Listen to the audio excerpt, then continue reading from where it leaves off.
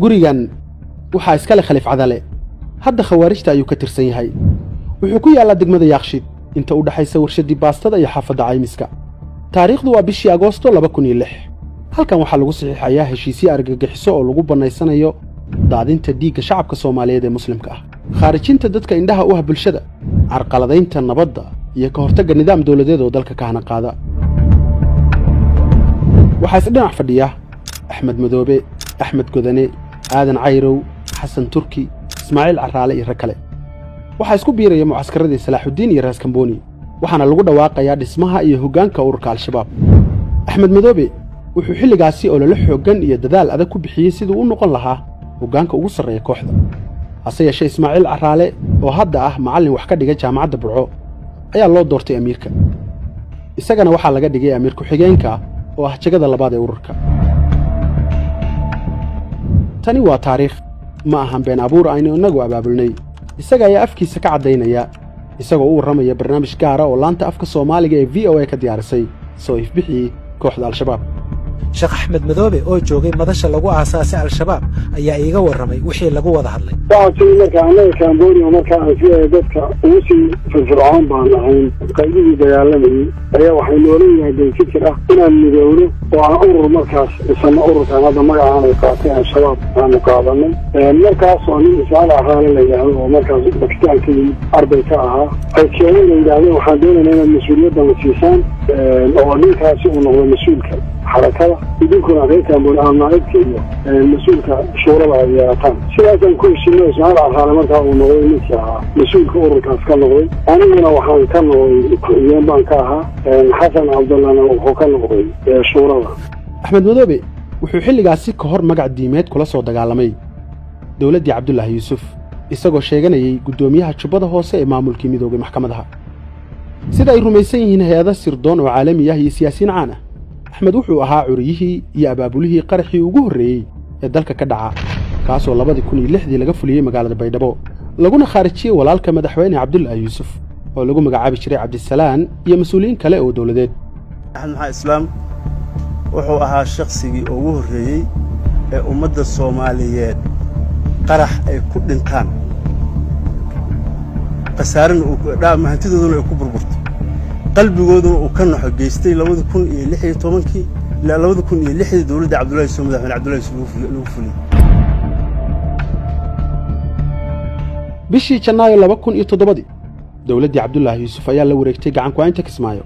Axmed Madoobe iyo kooxdiisu waxay baqacar ku tageen kaymaha badda madow ee deegaanada Joore ee gobolka Jubbada Hoose Axmed wuxuu markan dhabarka ka toogtay kooxdii duurka la gashay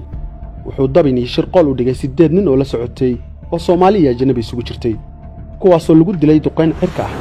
kaligiis ayaa ka badbaaday duqeyntaasi sidoo afkiisa ka sheegay xilli ciidamada Itoobiya ku soo bandhigeen Kismaayo xilligaas ka hor waxa si ayada Mareykanka u gacan galay amiirkii argagixisada ee waqtigaas Ismaaciil Caraale kaasoo loo dhaadhiciyay xabsiga Guantanamo Bay ee dalka Cuba halka Axmed loo qaaday muddana lagu hayay guri ku yaala Addis Ababa dawladii Sheekh Shariif ayaa Itoobiya u gudbisay codsi ah in Axmed Madoobe xabsiga laga soo daayo guddi loo saaray wada hadallada soo deyntiisa ayaa gaaray Addis Ababa waxay sugayeen Axmed oo ku jira xabsi ciriiri ah oo u baahan badbaado laakiin Madoobe wuxuu deganaa mid kamid ah guryaha ugu quruxda badan caasimadda Itoobiya waxaana dhinaciisa fadhisay xaaskiisa iyo gabar yar oo 2 sano jir ah oo isla gurigaas ugu dhalatay yaab iyo amakaag xoogan ayaa ka soo haray raggii islaha u gurmada oo xabsiga ka soo daaya waxaana raggaasi u dhaboobay xogo ay haysteen oo ku aadan inuu adeeg u yahay sirdoonka Itoobiya shuruudaha Itoobiyaanku soo bandhigeen waxa qayb ka ahaa in xildhibaan laga dhigo xubinta 135 ayuu ka noqday baarlamaankii ka yimid garabkii isbaahaysiga dib u xoreynta ay uu hogaaminayay madaxweyne Shariif Sheekh Axmed sidoo kale wasiirka diinta iyo awqaafta ayaa loo ballan qaaday waxaana lagu heshiiyay inuu ka tanaasulo fikirka xaq jirka ah jaajusnimada iyo guud ahaan dhaqamada lidii ku ah dawladnimada lana shaqeeyo dawladda laakiin taasi muhiim uma ahayn wuxuu safar qarsoodiyaha u galay magaalada Dobley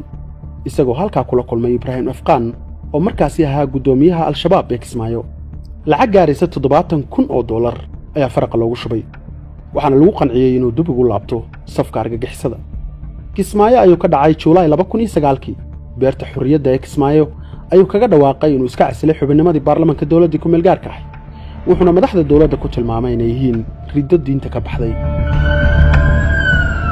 si uu helo aaminaadda hogaankii argagixisada wuxuu dagaal la galay dowladda ku meel gaarka ahayd wuxuu ku sii dabaashay badweynta dhigdaadinta wuxuu laayay shacab iyo madax dowladeed dadka uu meydkooda ka talaabsaday waxaa qayb ka ah xubno ka mid ah xildhibaanadii mar ay golaha baarlamaanka iskula jireen sida allaha u naxariistay Khaliif Jire Warfaa oo ahaa xildhibaan isaga matalayay kaasoo lagu dilay ilinka masaajidka Marwaas ee degmada Xamarweyne sida dad badan rumaysan yihiin Axmed wuxuu mas'uul ka ahaa xasuuqii Hotel Muna halkaasoo lagu laayay xildhibaano iyo shacab aan waxba galabsan dadka goobtaasi ku dhintay waxaa qayb ka ahaa allaha u naxariistay Leyli Maxamed oo si weyn looga yaqaano Kismaayo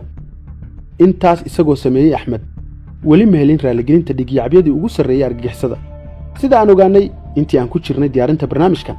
xilligaas Axmed Godane wuxuu si cad u diiday inuu hor fariisto Madoobe Xasan Turki ayaa loo dhiibay fariin macnaheedu ahaa kuma aamini karno Madoobe ilaa aad dhig intaan ka badan daadisid la yaabku wuxuu yahay ilaa maanta ma jirto meel la og yahay oo Axmed Madoobe kaga tanaasulay fikirka xaq jirka ah waana halka iska qaban laayihiin siyaasiyiinta doonaysa hirgelinta dowladnimo casri ah iyo wadaadkan taariikhdiisu ka bilaabato kuna dhamaato kaymaha badda madow iyo raas kambooni seen cadow soo celinayna seen dal ku difaacanayna seen diin ku difaacanayna seen dad ku noqonayna daba dhilif baa inaga buuxsamay oo shisheeye oo shaqays miidan ah la soco qaybta labaad ee barnaamijkan oo ku saabsan jawaabta Axmed ka bixiyay fariintii Xasan Turki u keenay iyo wixii uu sameeyay si al-shabaab u aaminaan